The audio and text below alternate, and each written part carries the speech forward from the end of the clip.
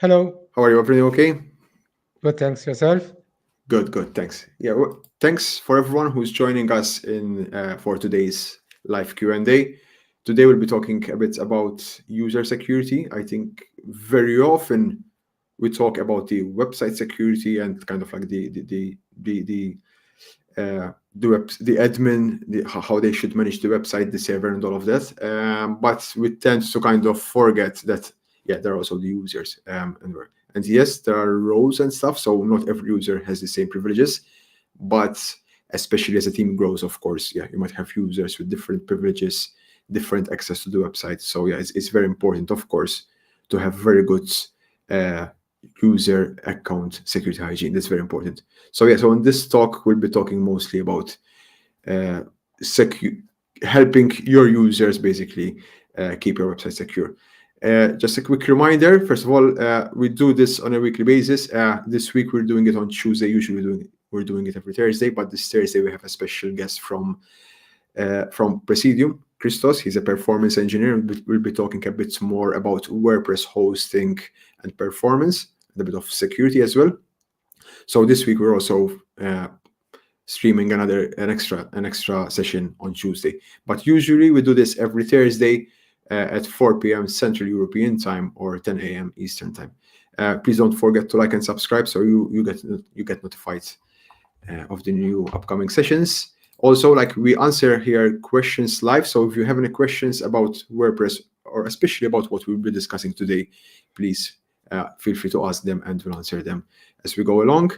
And if you are watching a recorded session and you have any questions, you can always send us questions@melapress.com via email, and we'll answer them either via email or in the upcoming live sessions.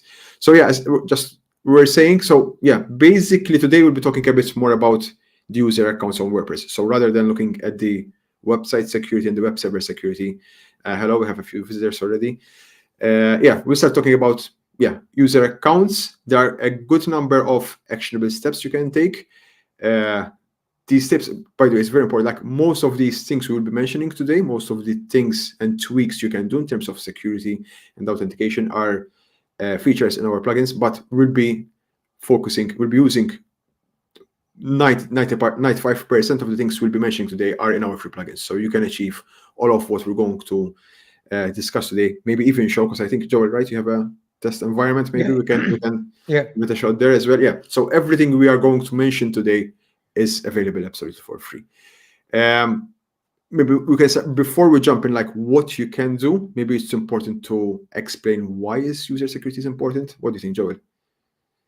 yeah, yeah. So, o- um, of course, even though we need to make sure that our website is secure, in terms like install a firewall, so on and so forth, we also need to make sure that the user accounts are secure for a number of reasons.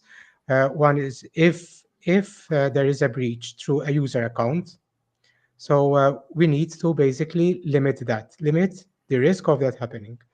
So when it comes, like we will be discussing user roles and policies and two-factor authentication, these are all security measures we can take to protect the user accounts, but at the same time, we're also protecting our WordPress websites.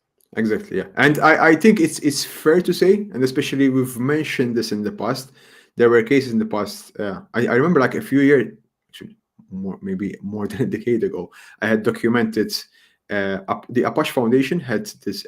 They were hacked. Their root servers were hacked, and like when you see like most of these attacks, it's not just about like one attack, but it's just a number of exploits or exploiting number of vulnerabilities and stuff like that. Not just technical exploits, but even like human, like exploiting human, and yeah, basically building a chain of exploits and ending up with root access. So that is why it's still very important, because the security of your website is as strong as your weakest link in the whole environment. So if you have, even if it's a Exactly. subscriber role, and if you have a user, I don't know, like it has been, their session has been hijacked or their account has been hijacked, uh, most probably it's still difficult to escalate things. It depends on what you have running on your website, but yeah, you want to avoid that as much as possible. So ideally, even like the user with the least privileges, with the least permissions, should also be as secure as possible. Of course, I mean it really depends in this on the scenario. Because, for example, if you have an e-commerce website, the last thing you want to do is to kind of like push certain policies and on your customers, because as we know, like difficult passwords and stuff, it might not always be accepted by some users. But yeah, there are ways and means as we're going to see. So I think we can split this into sections. So I think because there are the generic best practices. So this does not necessarily apply for WordPress, as in like it applies to any type of online service, online websites, anything. Like we can start with that one, and later on maybe we'll switch to WordPress, and maybe as you said, maybe we'll look into we'll show actually we'll do some live demos on our website. Yeah, So yeah. starting with generic user security, like from where shall we start, Joel? I think we can start with maybe the principle of least privilege, because that forms the basis on which we build our user accounts. Good. So And no, sorry, yeah, and sorry. no worries, no worries. And basically, the principle of least privilege, it it is basically how we set up user accounts and in WordPress user roles. And it sort of tells us that each user should have access to do the things they need to do, no more and no less. I think this is So it's not just WordPress. I mean, we see it even like in operating systems and networks and everything. Like it's very yeah, important as a exactly. If you have principle. Yeah, as a principle, it's very important to a user should only have access to what they need to do and see, read, or do. Other than that, no more, no less. Because of course, if you have less, it's going to hinder productivity. If you have more, of course, yeah. Then, as we said, like it could create, apart from security issues, if that account is hacked, there are also compliance issues and stuff like that, right, Joel? exactly, exactly. You are creating unnecessary security risk for no reason, basically, because the with less uh, rights, the user will still be able to do their job. And as you said, this applies not just WordPress, it applies to Active Directory and Linux, whatever else it Unix, may be. yes, correct, yeah, any Exactly, type exactly, of exactly. directory service. And I think it's very important. I was in my first part of my career, I was a systems engineer, and sometimes I used to get like comments like, "Oh, it doesn't mean you don't trust me." Like it's not about trust. It's just about when it comes to IT security in general, even WordPress, whatever. Like it's very important that you only have access to what you need to. It's not about me trusting you or not, because accidents happen to everyone and things can go horribly wrong. I think, by the way, before we even go into privileges, maybe we should mention as well. It's kind of like common in WordPress, but also in other services. Like one thing we need to maybe specifically for WordPress, like do you want users to register? Do you want visitors to be able to register as users on your website? So if you have a service, even if it's not WordPress, maybe a customer application, before we even look into roles, etc., like one thing we should like, are users allowed or should they be allowed to register and create a username on your service, on your online web service, on your website, whatever that is. And of course, unless you have some sort of e-commerce, social network, forums, or stuff like that, in most cases you might not need users to register on your service or system, or you might, it depends on what you have. But for example, like especially when it comes to agencies, in most cases you create users for the people you want to, for your team, rather than having public visitors visiting your website and being able to create user registrations. So this is the first step. Then we have, of course, roles, as Joel said. These don't just apply for WordPress, but apply to anything: Unix, Windows, networks, and everything. Something else, Joel, in terms of like generic user security? So, okay, we've discussed the principle of least privilege. Now we can go. So, you've created the user account that has been assigned a role. That role has just the capabilities that the user needs. Capabilities are basically the WordPress equivalent of rights. Next, we need to look at how the user authenticates. So, two-factor authentication, very, very important. These days, it's become a standard. Mhm. Almost all web application and web services now do two-factor authentication. if even if it's just send you a one-time code via email, but obviously we can use authenticator apps. Then there are a few other things that we will go into. Uh, on the same footing, making sure that the passwords are strong enough. What else? What else? What else? I think one thing we need to mention, because I know especially a number of website owners or web services owners, they always kind of like yeah, they're always a bit kind of like skeptic when it comes to password security. I mean, like, of course, once you have 2FA, kind of like you have an additional layer of security, but still, I would still encourage strong passwords. But the problem is here, like, they will tell you, like, oh, users have a big problem with passwords, they don't want to use long passwords and stuff like that. I think it really depends here. First of all, if you have an e-commerce store, it depends. Let's look at them as your customers. You don't want something like two very rigid policies. Otherwise, of course, you might deter your customers. But it also depends on what access they have. Like if you log into your account as a customer and you have access to your credit card details and billing details, then of course I would still enforce it, because at the end of the day, if their user account gets hacked, and yeah, someone makes a purchase through their business details or they steal their credit cards, it's still a hassle for you, you know. So it's still very important. Even more, you should enforce good password hygiene and also 2FA, even more 2FA. If you have users who are not customers, as in like a team, like if you have a website agency or a website or a web service where you have people who have access to access customer details, change customer details, change the functionality of that service or the website or the operating system, then of course it's very important to have also a bit of strong passwords. I think the way we can the only way to address the issue of users don't use strong passwords, it's difficult to remember them. I think it's just a question of raising awareness about password managers. Password managers, basically, we use it in our company as well, right, Joel? Yeah, yeah, Yeah, for it's sure. basically like you just have to remember one password and the rest is all automated. You have password generators. Uh, you can log in automatically in many web services. It's even nowadays, like there are online services and there are like not offline, but yeah, services that you can install, applications that you can install on your computer or device. But yeah, like nowadays they even support 2FA and passkeys. So yeah, there is no. I cannot imagine of an excuse for not using password managers nowadays, because it makes um, it, it it's very good security practice, because you can use very difficult passwords. You don't have to recycle passwords or use same password on the same service. Uh, Now, as I said, like especially we use one password, like you can integrate 2FA and passkeys with them. So in most cases, you just click a button and log in automatically, and it's really secure. So yeah, there's absolutely no excuse there to not use password managers. And now especially with passkeys coming up, it's something we'll be supporting within the next update of our 2FA plugin. Yeah, it's even like much easier. There's no hassle with passwords and stuff like that. So good. So we spoke about user registrations, user roles or privilege, because roles are specific to, but yeah, user privileges, because this applies, as we were saying, applies to everything, not just WordPress.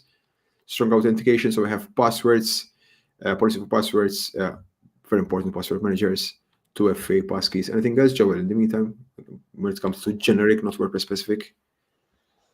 Obviously, uh, we can place more restrictions on users uh, to basically l- to limit what a user can do. So, for example, we can do IP address restrictions, we can restrict the login times, we can do geo blocking. Uh, at at every step, we basically have to balance the usability or flexibility with the security of our website. Very good. And even though in this talk we will mention a few things, a few different things, keep in mind that you don't have to implement them all.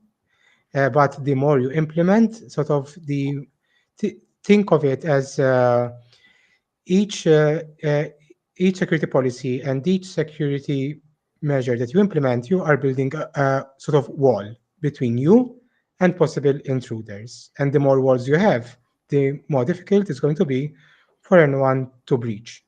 Now, if you have zero walls, that's obviously a problem. If you have one wall, it's better than zero. But if you have five, seven, that's always going to be a better proposition. Exactly. So the more kind of like policies you enforce on users, yeah, like the more different walls you have. So even if an account is hacked, yeah, there is only so much that attacker can do or can Damage do. they can Yeah, do. exactly. Yeah, and yeah, the idea is, of course, even because it happens to everyone. Yeah, even if a website is hacked, the more it doesn't mean like the website has been hacked, you've lost the game right away. No, the more you can contain, the better it is, because the more you can contain, the quicker you can recover it, and the less damage there will be. Because as Joe said, Exactly. if there is just one wall, they break to that wall, then they have open access. However, if they have a number of different walls, yeah, then of course it becomes harder and harder and harder. In fact, let's rewind a bit, because we're talking a bit, maybe mentioning like policies, enforcing policies, and all these kind of like keywords. Maybe we should explain a bit more, Joe. Like, because policies like what? When you, because even enforcing, like when you require users to do something, right? As in like, how is it best to explore? What's an authentication policy, for example? How would you explain it to the user in basic terms? Yeah, okay, okay. So think of so even though a policy might sound like a fancy word, what it actually means is a policy is a security measure that has certain configuration parameters, maybe. So, for example, if we had to have a password policy, the configuration of that password policy would be the password needs to be at least 12 characters long. Mhm. And once you're telling users they need to set a password that's 12 characters long at minimum, then technically speaking, you have a password policy. And the configuration or the parameters of it are 12 characters long or more. So basically, that's what we're talking about. So a policy I know, basically, yeah, is a list of requirements you set up that your website users or your website team need to follow and adhere. exactly, Yeah, exactly, adhere. exactly. Yeah. And okay, Exactly. then when it comes to enforcing, because some people even enforcing, it might sound maybe a bit too aggressive. Yeah, what we're doing, especially when you configure, and for example, an authentication policy with 2FA is just like kind of like you require your users. So let's say, for example, you want all the users with a specific role or capability to use 2FA to log into a website or to an online service. When you enforce a policy, it means, so first you are building a list of requirements. So the requirements right now is all these users should use 2FA. That is the policy. And the enforcement is like, listen, I'm going to require you, if your user role or your permission is of this type, then you have to configure 2FA to log in. So basically that's what it is. So the policy is are the requirements, and when you enforce, basically you are literally like requiring the users to adhere to. And then of course usually there are how would you say, like a number of so if, for example, when you enforce 2FA, one thing you can do, because sometimes it's very difficult for users if they are used, especially for years, to log into the website a certain way, you cannot just enforce 2FA right away.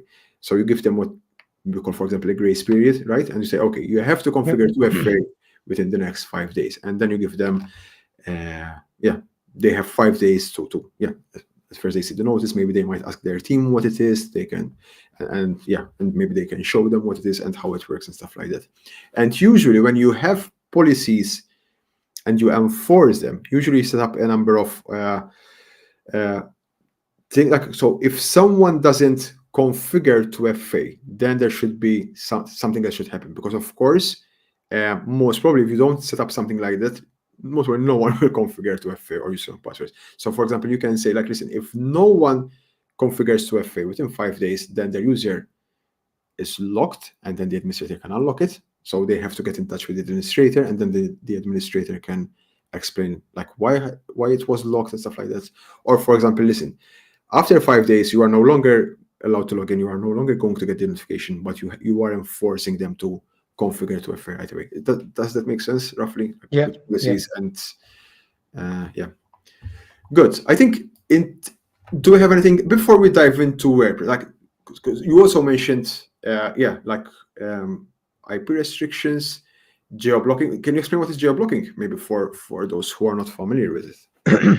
Sure, sure. So geo blocking basically is a security measure through which you can block or allow access from uh,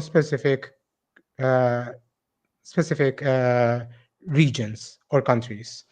So, for example, I can geo-block my website to only allow visitors from Lithuania, for example, or I can block visitors from Lithuania, for example, And allow everyone else, for example. Yeah, you and can. allow everyone else. Exactly, exactly, exactly. So that is geo-blocking. This is basically blocking using geolocation of the person trying to log in.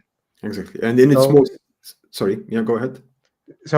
this can be very useful. So if I know all of everyone who logs into WordPress is from the same country or the same region, then it makes sense because there is no need for anyone else to access the website.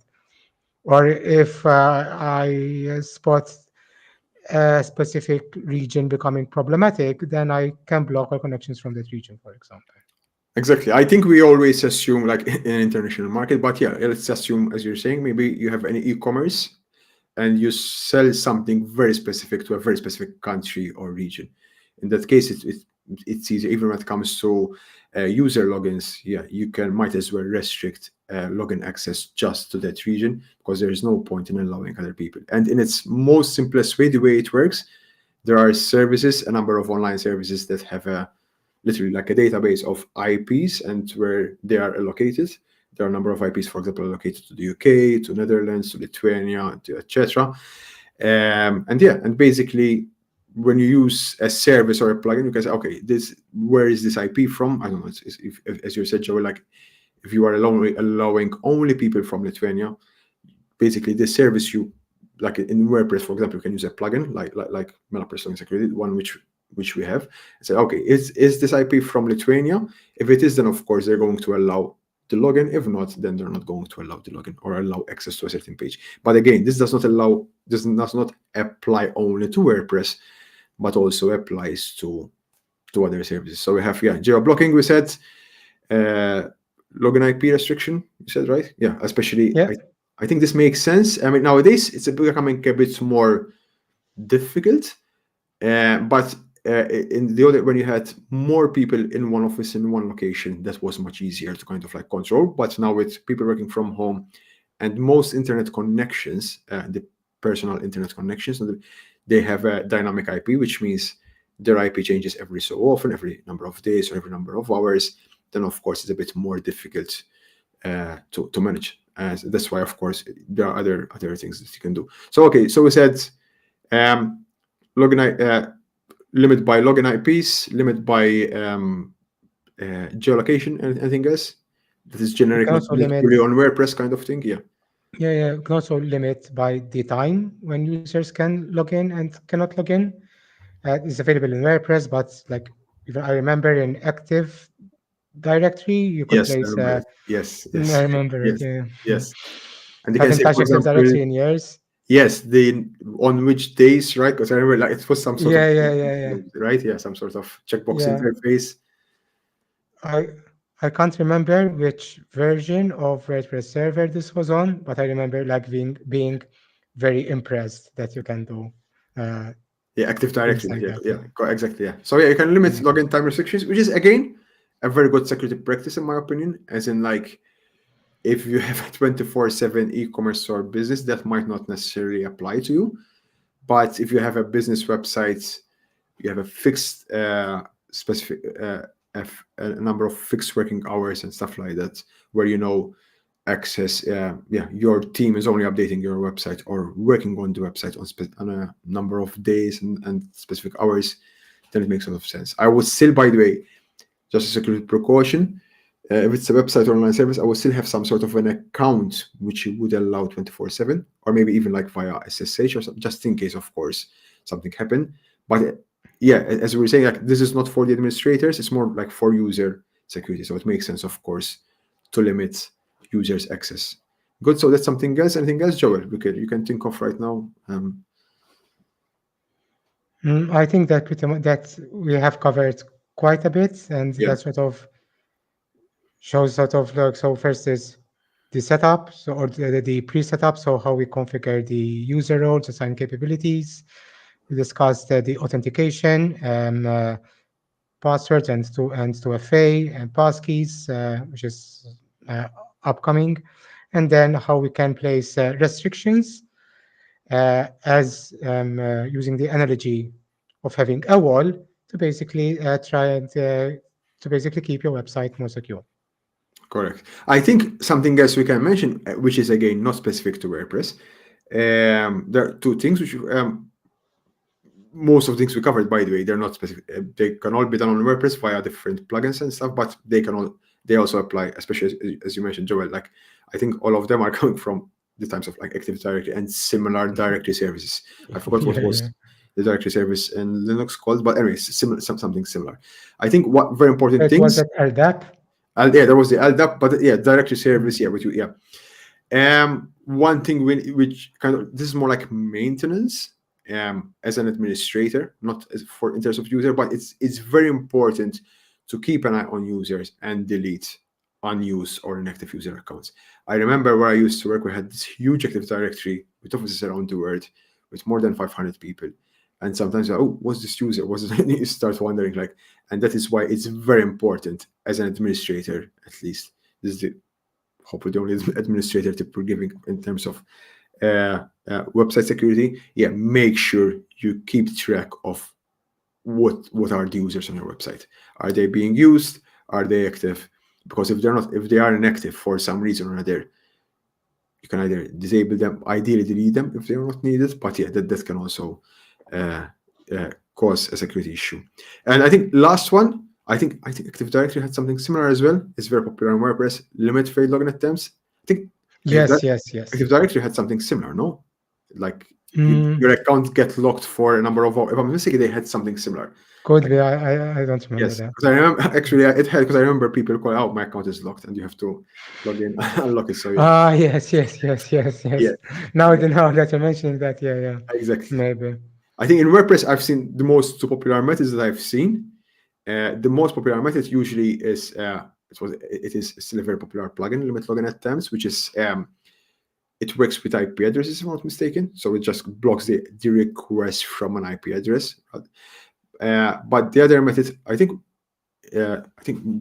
it's only in Melapress login security in our plugin where we actually lock the user account and not the IP. Because I personally, like, if you are blocking the IP address, it's a bit of a, we mentioned it before, a cat and mouse game kind of thing. It's very easy to spoof IP addresses, use different IP addresses, VPNs and stuff. So like by blocking IPs, it gets a bit more difficult. Although you can always, as Joe said, use geo blocking, which is a bit more effective in these cases. But yeah, like locking the user account, at least you know if that user account specifically is being bombarded, you log that account, because even if the password is guessed or whatever, it still won't be able to log in. I think anything else? I think that's Joe. So we mentioned, yeah, first, of course, take care of the registrations, then the roles. So always take care of principle of least privileges. So every user should have the least possible privileges for them to do what they need to do. Password policies. With that, of course, there's the question of users cannot use or come up with difficult passwords. Let's raise awareness about password managers. There are online services. There are software that you can use. There's software that you can use.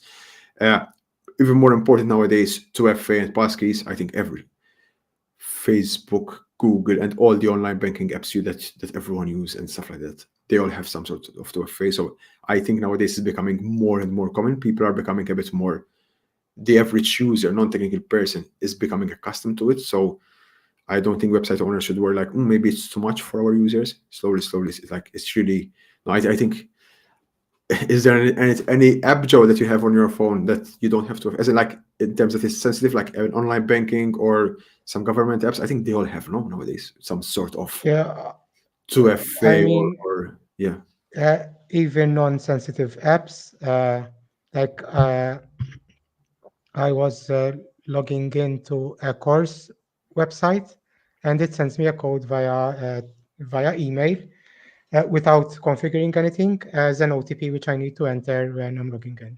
exactly, It's becoming so common. Like yeah. almost all websites and services use 2FA these I mean, days. even Netflix. I mean, if Netflix have it and they have a huge user base and they don't necessarily have a technical user base. So yeah, if they can manage, I think everyone can use to Yeah, exactly. Good. So on top of that, so yeah, that's the things you need to take care of. And then of course, in terms of other kind of like digging deeper, login times restrictions, login IP addresses restrictions, geo blocking, limit failed login attempts. This is more of an admin side, but yeah, delete all unused unactive users. I think that's about. I think one thing we can mention. Maybe do you want maybe to go quickly? Maybe do you want to share a bit your screen, Joe, and maybe show us a bit Sure, sure. maybe the most basic, a simple 2FA. As we said, like in the beginning of this session, yeah, we're going to use our plugins to show these things. We're going to use the free plugins. I mean, not all of the things we've mentioned are the free plugins, but now with the free plugins, I think we can show them, Joel, how to like enable 2FA on a user account completely for free. Sure. Just show it. So let me know if you can see my screen. Yes, it's shown. Yeah, so we can do 2FA, and we can also show with the free plugin Melapress login security how to enforce password policies. I think there are some other things Yeah. like yeah. So we start with the plugin name. It's called WP2FA. You can install it for free by going plugins, add new plugin, search for WP2FA, and you'll find it.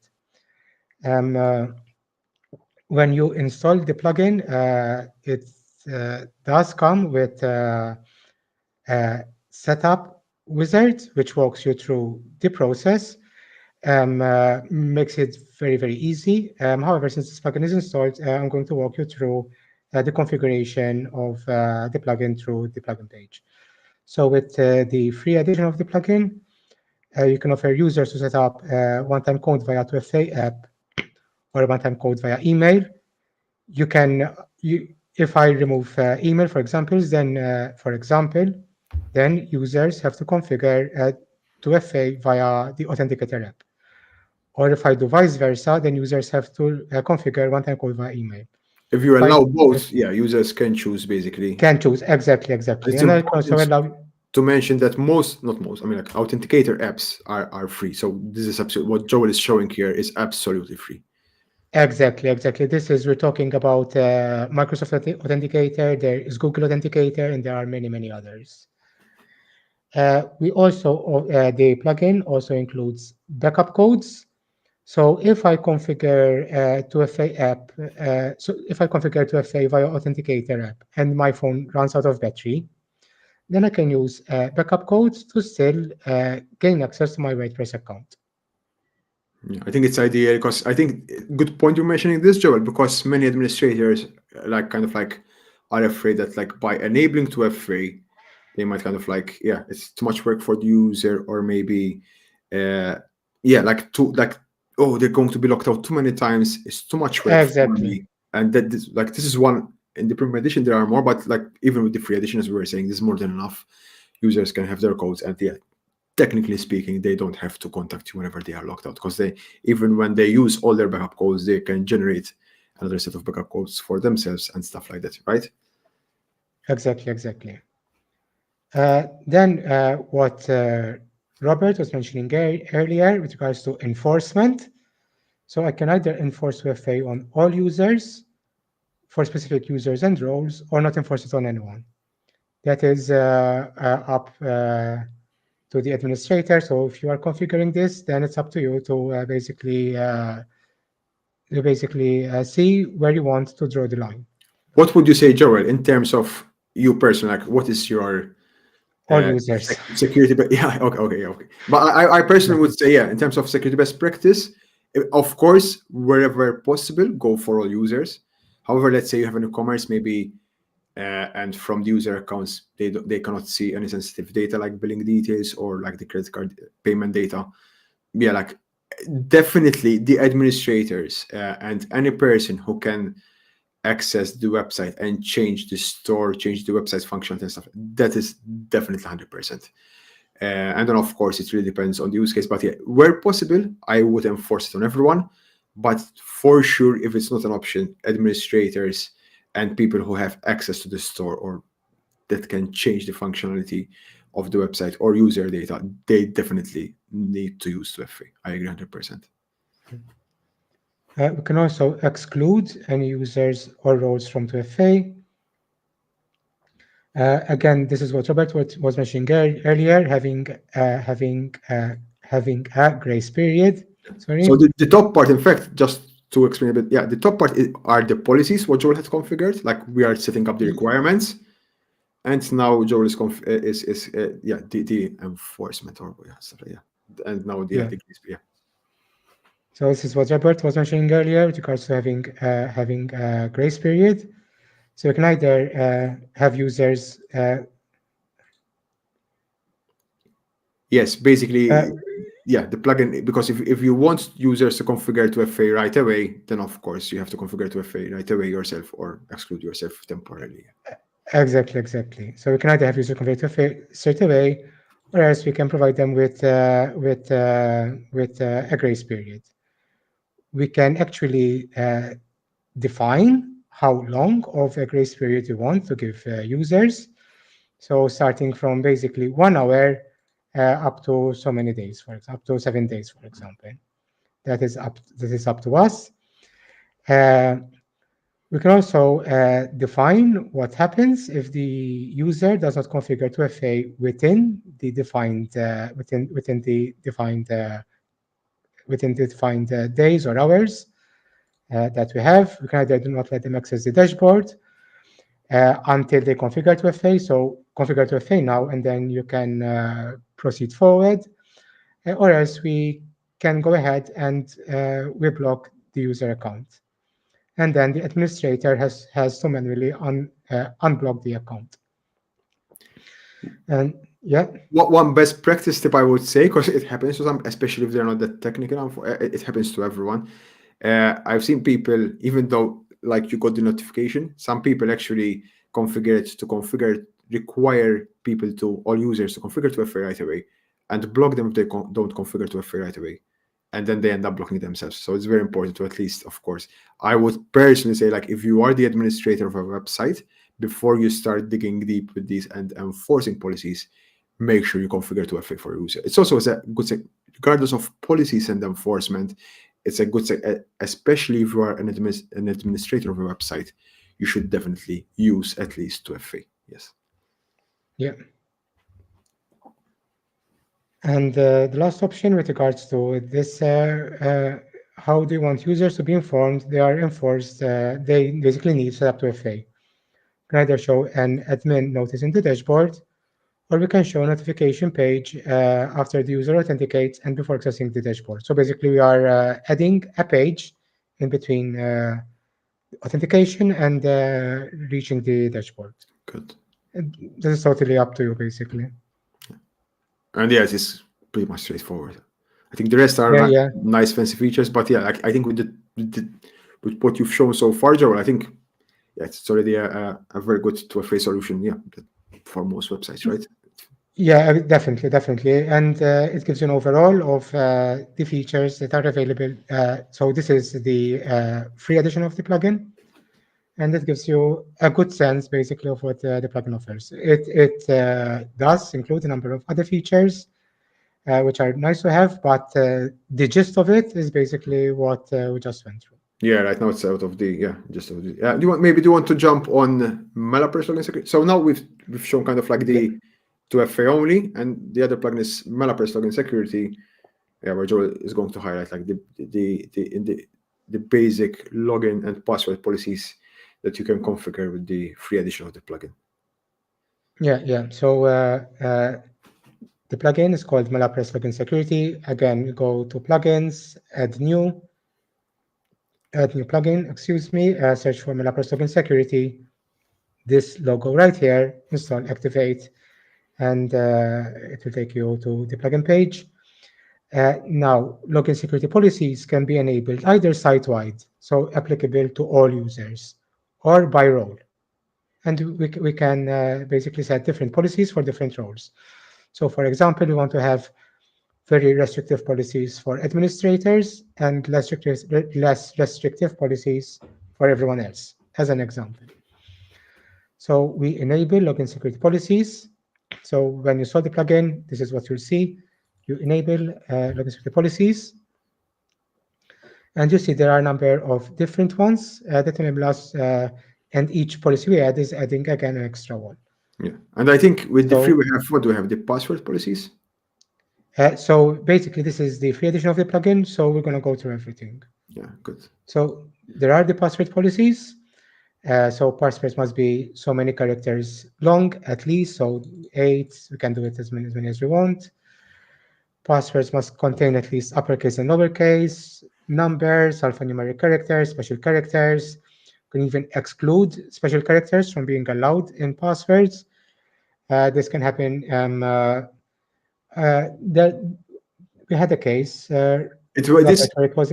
I forgot what it was, but I remember discussing this with the team and adding it. I forgot, but it has to do with character sets and some companies, some keyboards not having. I forgot what it was, but yeah, there is a Yeah, yeah, yeah. companies will require this. I forgot why, but yeah, definitely they require this. Yes. Exactly, exactly. So this feature is there because we had a case, and so some people do require it. Mhm. We can also, very important, expiration of passwords. Uh, if a password gets misplaced or stolen, we want to make sure that from the time that the user sets the password to the time that there's a breach, and the breach doesn't even have to be on your website. Excuse me, if the user is using the same password somewhere else and that website gets breached and the passwords gets leaked, we want to minimize the risk of that password remaining valid on our website. So, for example, uh, we can set the password to expire, for example, every 3 months. So every 3 months, the user has to set a new password. We can advise users beforehand.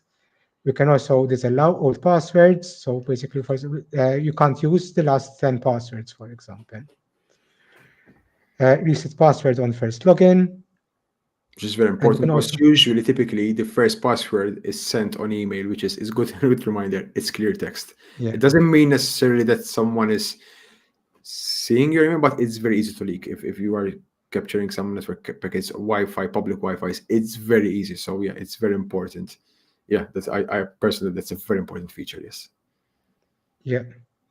And we can also remove password reset links. Good. And we have a number. Now we're Yeah. going to use, sorry? No, no, sorry. Go ahead. Yeah, I was going to say we're moving to user login. So far we've just mentioned the password policies, and now we're going to move into like more like user login policies. Yeah. Exactly, exactly. So we can restrict the credentials that users use to log in. So we can either let them log in with username or That's email the address default. only, or Yeah. username only. That's the default on WordPress basically, and you can restrict to Exactly, either exactly, username only or email. Correct. Yes. exactly. This is another one that Robert mentioned earlier, failed logins. So after so many failed login attempts, basically we block the user account. And you can Uh, select the- right. It can. I think we have. Yeah. It can either unlock on its own or it has to be manually unlocked by yes, the administrator. Right. yeah, so it can unlock after so many minutes, or else it can be unlocked by an administrator. And as an extra security sort of measure, we can require blocked users to reset passwords on unblock. Good. And all this basically, we mentioned all this in today's talk, and yeah, all of this is available for free. There are, of course, Yep, yep, more policies that we mentioned, but those are in the premium edition, like login times restrictions, geo blocking. But I think, well, I think in the free edition, we also have this is more administrator more than user accounts. But yeah, with the free edition of Melapress login security, you can also we have login page hardening, right, Joel? You can change the yeah, yeah, URL. There are some other things, right? Yeah, yes, yes. So we can change the login URL. You can limit login page access by IP address. good. There is Yeah, changing the we can different change pages. Yeah, yes, exactly GDPR message. So the plugin has quite a few more features that we didn't cover today. However, since the topic of discussion today was on user account security, and that maybe we can have one on login page hardening, and then we'll discuss them. But the plugin does have a few more features that are worth having for sure. good. I think that's about it, Joel. I think so. Yeah, we covered Yep. maybe just to recap. First of all, of course, Public registrations, I think that's the most important. Should they be allowed, yes or no? Then we're going to dive into the roles or permissions. It depends if you are using WordPress or some other OS or network. But yeah, these apply to everyone. So user registrations, roles or privileges / permissions, like go for the privilege of least, principle of least privileges. This privilege. Then strong authentication, password policies. Always use password manager to avoid all the hassles. Because of course, it's difficult for users to come up with difficult passwords and to remember a number of different ones. With password manager, you only have to remember one password. On top of that, always, where possible, 2FA passkeys are coming up, which makes life even much easier. And then digging a bit deeper, login time restrictions, login IP address restrictions, limit failed login attempts. Always make sure you delete unused inactive user accounts. I think anything else, Joel? I think that's mostly about it, no? Yeah, that's about it. That's about it. Yeah, good. I think one thing we can mention as well, it's something that I like. I really like big services like Google and Facebook. They all do it. We also do it with Melapress login security. If you, it's good to have also in terms of administrator to help users keep their account secure, like to have some sort of notifications, for example. So if they are always logging in from a certain machine and the same user account is used from a different machine, it's nice to send that user an email like, hey, like we've noticed that, yeah, your user has logged in from an unusual activity. Now, in most cases, usually it's legit. Maybe someone is traveling or someone is using a different device, but it's also good to help users keep their account secure. So features like that are also very important. I think that's about it. So yeah, quick reminder, we do this today is Tuesday, but yeah, we do usually do this every Thursday at 4 p.m. Central European time and 10 a.m. Eastern time. Feel free to ask us any questions. Please like and subscribe so you are notified of the next sessions. And if you are watching a recorded session of this and you have any questions, feel free to send us an email at questions@melapress.com and we'll answer them. Thank you very much, Joel. Thanks for sharing all the Thank you. Yeah, and to the next one. Thanks, Joel. Cheers. Thanks a lot. Thanks, everyone.